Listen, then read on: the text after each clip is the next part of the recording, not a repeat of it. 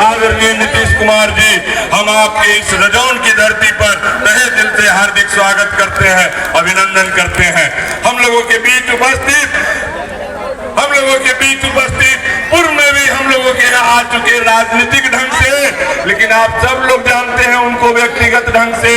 ये हम लोगों के लिए पुराने नहीं बल्कि भागलपुर के ही रहने वाले और हम लोगों की जो प्रणेता, हम लोगों की जो गार्जियन थी, जो आप सब लोग परिचित हैं, हम लोगों की स्वर्गीय सुधा श्रीवास्तव जी, उनके परिवार के उनके दामाद और वर्तमान में एमएलसी के रूप में विधान पार्षद आदरणीय ललन सराफ जी, आपका भी रजौन की धरती पर, आपके ही धरती पर मैं स्वागत करता हूँ। साथियों, कुछ बोलने की बात नहीं है। यह गढ़धोरैया में अगर विकास हुआ है और पूरे बिहार की बात करने की जरूरत नहीं है, सब लोग परिचित हैं कि किस तरह से बिहार में विकास की अगर भूख जगाने का काम किया है तो उस व्यक्ति का नाम आदरणीय नीतीश कुमार, आदरणीय नीतीश कुमार। कहाँ कभी लोग इंतजार करता था, पंखा के तरफ भी नहीं झांकता था, सड़क को भी नहीं देखता था, और आज क्या हो गया है?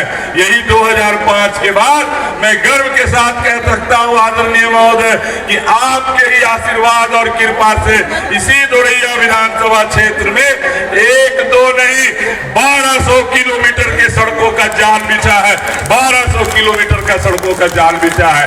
और यही कारण है कि अमन चैन शांति के साथ साथ आज भी 2 बजे रात में मैं तो घूमता रहता हूँ, 2 बजे रात तक मैं घूमता हूँ और मैं देखता हूँ कि वही ससरने वाली सड़क पर हमारे धोरैया के लोग भी रात में ससर रहे हैं, गाड़ी चलाकर अपने परिवार के बीच में जा रहे हैं। यही आदरणीय नीतीश कुमार जी की पहचान है, यही आदरणीय नीतीश कुमार जी का तोहफा है। साथियों, आज मैं एक अभिभावक के रूप में अपने आदरणीय नीतीश कुमार जी से मैं यही आग्रह करना चाहता हूं। मैं ज्यादा वक्त नहीं लूंगा क्योंकि मैं जानता हूं कि यहाँ के नौजवान साथी मेरे साथ रहते हैं और आपका तो हमेशा आशीर्वाद मिला है। जब मैं कॉलेज में था तो स्टूडेंट लीडर के रूप में आपने देखा है, उंगली पकड़कर चलाना सिखाया है और आज आपका ही बेटा इस रूप में हो गया है कि आपके समक्ष मैं 2 लाइन बोल पा रहा हूँ आदरणीय महोदय। लेकिन मेरी गुजारिश है कि हमारे बहुत से नवयुवक जो हमसे जुड़े हुए हैं व्यक्तिगत तौर पे, जिसको आपने आरक्षण दिया था लेकिन किसी न किसी कारण से वो आरक्षण गायब हो गया, वो जाति तत्वा का समाज का लोग आज भी हमारे साथ है, आज भी आदरणीय नीतीश कुमार जी की पूजा करते हैं। एक बार हमारे जाति तत्वा समाज का आशीर्वाद, जाति तत्वा समाज को आपका आशीर्वाद मिलेगा और पूर्ण रूप से वह समाज फिर बराबरी के कगार पर आ जाएगा। और स्वाभाविक है, जब आरक्षण रहेगा तो आपने तो कोशिश किया था उसे बराबरी का दर्जा लाकर उसे आगे बढ़ाने का किया था, सिर्फ जाति तत्वा समाज का नहीं, आपने तो सारे समाज को इस तरह से आगे बढ़ाने का काम किया है। यही मनीष कुमार डमोला के घर में रहता था, माता पिता शिक्षित हुए और आदरणीय नीतीश कुमार जी का आशीर्वाद पूरे क्षेत्र में मिला, जिसके कारण मनीष कुमार को यह सौभाग्य मिला कि धोरैया विधानसभा का सेवा कर पाए और आदरणीय नीतीश कुमार जी का हमेशा सानिध्य मिलता रहे। साथियों, मैं ज्यादा कुछ न बोलते हुए, हम सब लोग चाहते हैं, हमको तो रोजाना लोग सुनता है, देखता है, हम चाहते हैं अपनी कोई बात ना कह करके यही कहना चाहूंगा महोदय, गुस्ताखी माफ हो कि लोग कहते हैं कि हर बार माननीय मुख्यमंत्री जी आपको आशीर्वाद देने आते थे, 2020 में नहीं आ पाए तो स्वाभाविक है मनीष कुमार जी आप गड़बड़ा गए। मनीष कुमार जी, आदरणीय नीतीश कुमार जी के आशीर्वाद में इतनी ताकत है और मैं गर्व से कह सकता हूँ इस बार आदरणीय नीतीश कुमार जी आशीर्वाद देने हम लोगों को आए हैं।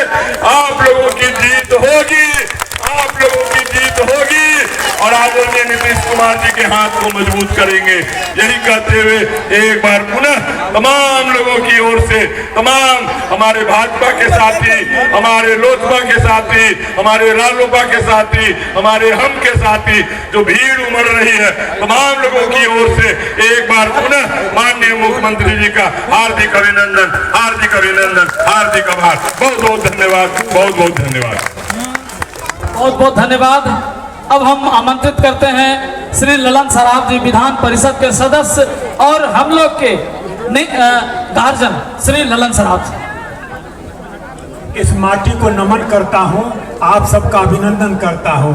आपके बीच मंचासीन है युग पुरुष मसीहा नीतीश बाबू। सबसे आग्रह है कि नीतीश बाबू के लिए जोरदार ताली बजाइए।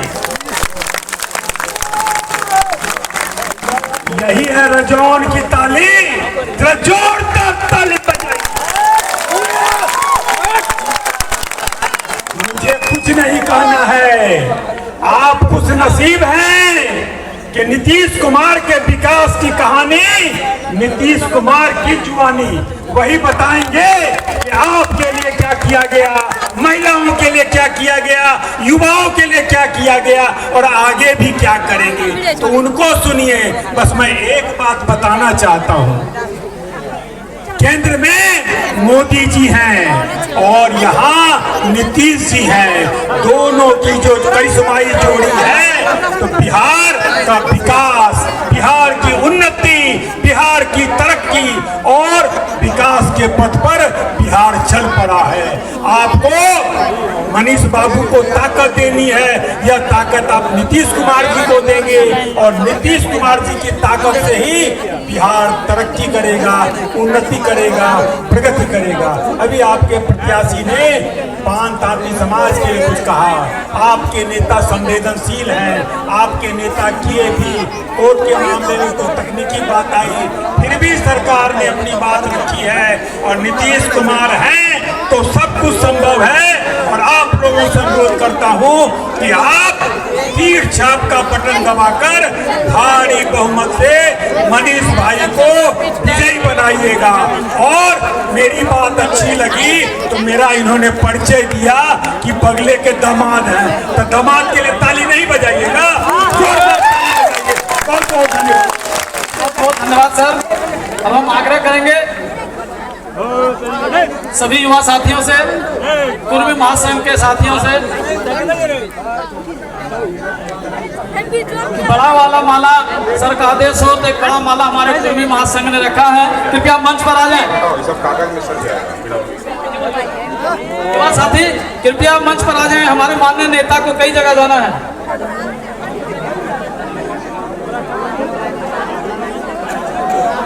हमारे युवा साथी कुर्मी महासंघ के माननीय मुख्यमंत्री का युवा कुर्मी महासंघ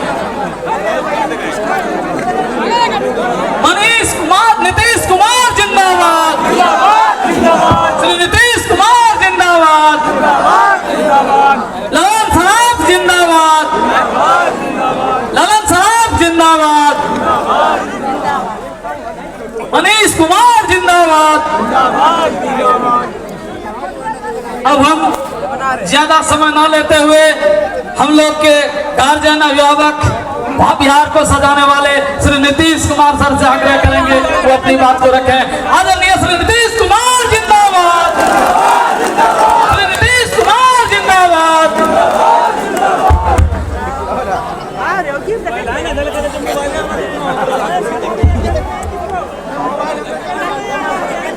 एनडीए प्रत्याशी श्री मनीष कुमार जी जदयू विधानसभा क्षेत्र नौरेया जिला बांका आज के इस चुनावी सभा में उपस्थित माननीय विधान पार्षद श्री ललन सराफ जी, श्री नीतीश कुमार बंटी जी, मंडल भाजपा अध्यक्ष श्री साजन कुमार जी, लोजपा प्रखंड अध्यक्ष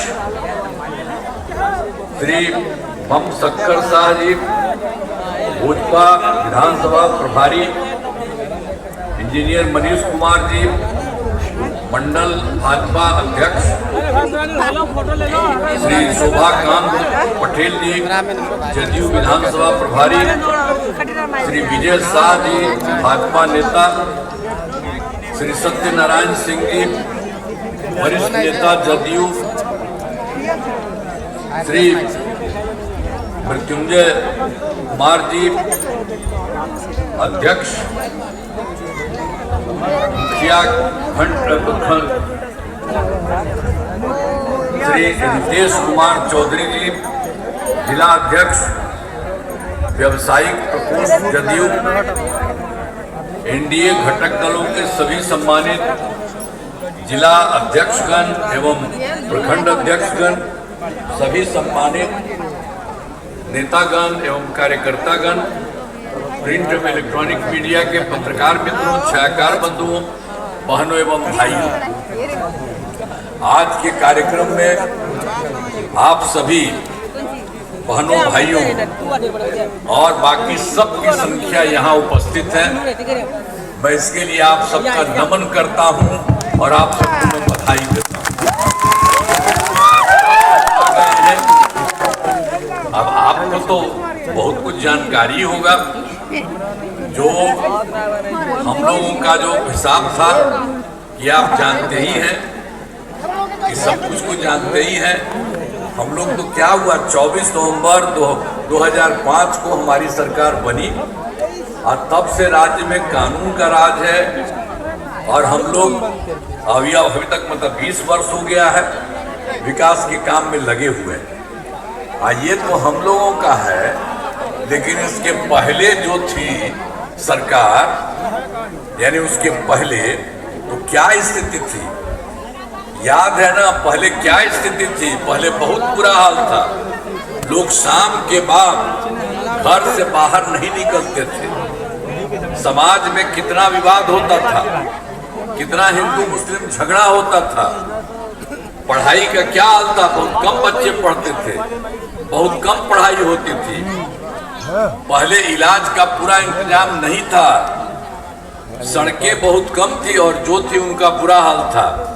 बिजली बहुत कम जगह थी। तो ये सब हम लोगों के पहले वाला है। और उस सब का क्या हाल है जी? 15 साल था तो 7 साल में तो उसको हटना पड़ा, तो अपनी पत्नी को बनवा दिया। अब वहां पर पूरे देश में लड़की का लड़का का सब का कोई काम नहीं किया। वो सब अपने परिवार में क्या करता है, बेटा बेटी पत्नी सब यही सब चारों तरफ जो सरकार से किया है, कितना अच्छा सब कुछ, लड़कों को, लड़कियों को, महिलाओं के लिए कितना अच्छा सारा काम किया गया। लेकिन पहले ध्यान लीजिए, उन लोगों का कोई काम नहीं था। इसलिए ध्यान रखिएगा, अब जो हो रहा है, शुरू से ही बिहार में विकास का काम हो रहा है। अब किसी प्रकार के डर एवं भय का वातावरण नहीं है। राज्य में प्रेम, भाईचारा, शांति का माहौल है। ये सब किया जाता है। इसके पहले हम एक और बता देते हैं कि पहले हम लोगों की सरकार बनी, उसके बाद ही 2006 में कब्रिस्तान की घेराबंदी की और उसके लिए जो था वो लोग भी कुछ नहीं किया था और उसको बेचारे को बड़ा दिक्कत होता था मुस्लिम को। तो हम लोगों ने तो 2006 से ही कब्रिस्तान की घेराबंदी शुरू की। अब बड़े पैमाने पर कब्रिस्तानों की घेराबंदी की जा चुकी है। अब कोई झगड़ा झंझट नहीं है, पहले होता था उन लोगों के समय। अब फिर उसके अलावा एक बार हम और देखे थे, हिंदू मंदिरों में भी कोई जा करके ऐसे ही जाके शाम में चला जाता था, रात में कुछ इधर उधर करता था। तो उसी को देखते हुए 60 वर्ष से पुराने हिंदू मंदिरों की घेराबंदी की गई है, जिससे चोरी आदि की घटनाएं नहीं है। सबके लिए इंतजाम किया गया। और जब सरकार बनी तो हम लोगों ने तो सर्वप्रथम शिक्षा एवं स्वास्थ्य के क्षेत्र में विशेष ध्यान दिया। आप ध्यान दीजिए, हम लोगों ने बड़ी संख्या में नए स्कूल खोले, नियोजित शिक्षकों की बहाली की और शिक्षा को बढ़ावा देने हेतु लड़के लड़कियों के लिए पोशाक और साइकिल योजना की, जो हम शुरू में कह रहे थे। तो शिक्षकों के बहाली के लिए मैंने कहा कि नहीं आप कर लीजिए, कर लिया था। अब उसके बाद अभी हम सोचे कि ये हो गया है तो इसको और अच्छा सरकारी तौर पर किया जाए। तो हाल ही में बिहार लोक सेवा आयोग BPSC द्वारा 2,58,000 सरकारी शिक्षकों की बहाली की गई है। अब उसमें जो शुरू किया था, जो पहले वाला उसमें शामिल हुआ था, उसमें 28,976 आ गया था वो नियोजित शिक्षकों में, उसमें सरकारी शिक्षक बन गए। फिर हमने कहा कि भाई बिहार लोक सेवा आयोग की परीक्षा इतनी बड़ी है कि इसमें फिर जाने की जरूरत नहीं है। एक मामूली सी परीक्षा हम लोग करेंगे जिसमें कि सबको फायदा हो। तो हम लोगों ने 5 राउंड उसका किया है, 5 मौका तय किया। तो अब तक 3 जो हो गया है काम, उसमें इन लोगों को जो हमने कहा 2,62,000 नियोजित शिक्षक पास हुए, अब बचा हुआ है 77,000। तो इसके लिए तो भी 2 मौका और हम कर दिए हैं कि भाई जो भी हो, लेकिन सब जगह पहले से कितना अच्छा हो गया है। 5,20,000 और स्वास्थ्य में सुधार किया गया। पहले स्वास्थ्य व्यवस्था बहुत खराब थी। प्राथमिक स्वास्थ्य केंद्र में इलाज के लिए प्रतिमाह पहले ही क्या हाल था, आप सब लोग तो जानते ही हैं। पहले वाले में क्या था, प्राथमिक स्वास्थ्य केंद्र में इलाज के लिए क्या होता था, अरे जाता था कोई तो पूरे महीना के लिए था, 1 महीने के 40 और उसी में से 1 या 2 जाता था। हमको तो बड़ा खराब लगा कि ये क्या है कि ये करता है इतना। जब जाएगा, जब कहीं भी स्वास्थ्य व्यवस्था में तो उसकी ट्रीटमेंट होगा। तो हम लोगों ने 2006 में ही अस्पतालों में मुफ्त दवा और इलाज की पूरी व्यवस्था की। और आप जानते हैं वो तो 39 से रहता था, 39। हम लोगों ने जो काम किया 2006 से, तो प्राथमिक स्वास्थ्य केंद्र में हर महीने औसतन हो गया 11,600 मरीज। अब किसी को दिक्कत नहीं है, कोई जा सकता है अपना इलाज करने के लिए। पहले मात्र, और उसके अलावा और क्या था, मेडिकल कॉलेज का तो जो सरकार बनी थी हम लोगों के पहले, तो ये थोड़ी कोई किया था, उसके पहले ही था 6 मेडिकल कॉलेज था और उन लोगों ने कुछ नहीं किया था। तो हम लोगों को लगा कि भाई काहे ऐसा क्यों रखे हुए, तो हम लोगों ने इसके लिए करना शुरू कर दिया। अब इसके बाद इसका तो हम लोगों ने करते करते सब कुछ तो किया ही है। कुल मिला करके आप समझ लीजिए कि करीब करीब 12 हो गया है। और उसके बाद हम पूरा का पूरा हर जिला के लिए जो काम कर रहे हैं उसी में अब बहुत तेजी से हो रहा है। और 27 जिलों में नए मेडिकल कॉलेज बनाए जा रहे हैं, बहुत जल्दी वो भी हो जाएगा। अब राज्य में सड़कों पुल पुलियों का निर्माण कराया गया। राज्य के सुदूर क्षेत्रों में 6 घंटे में पटना पहुंचने के लक्ष्य को वर्ष 2016 में पूरा किए। तो बहुत पहले हम लोग किए थे, सड़क का पुल पुलिया सब कुछ का निर्माण करवाए। तो जो सबसे दूर था वहां से पटना आने में उसका हो गया था 6 घंटा में आता था। अब बाद में हम लोग और बेहतर किए हैं, तब हो गया है 6 घंटा के बजाय उतना दूर से और पटना आने में 5 घंटा हो गया। तो इसी तरह से सारा काम और बहुत बेहतर करने का प्रयास किया जा रहा है। तो इसके अलावे और सब जो पहले 2015 में भी 7 निश्चय था, सारा काम हो गया। चाहे हर घर बिजली हो, हर घर नल का जल हो, हर घर शौचालय हो, टोला हो, पक्की सड़कों को जोड़ने, सब तरह का। ये तो कुछ बात बता रहे, बाकी सभी चीजों का काम हुआ। ये 2020 में 7 निश्चय 2 के तहत जो काम चल रहा है वो भी बहुत अच्छे ढंग से सब काम हो रहा है।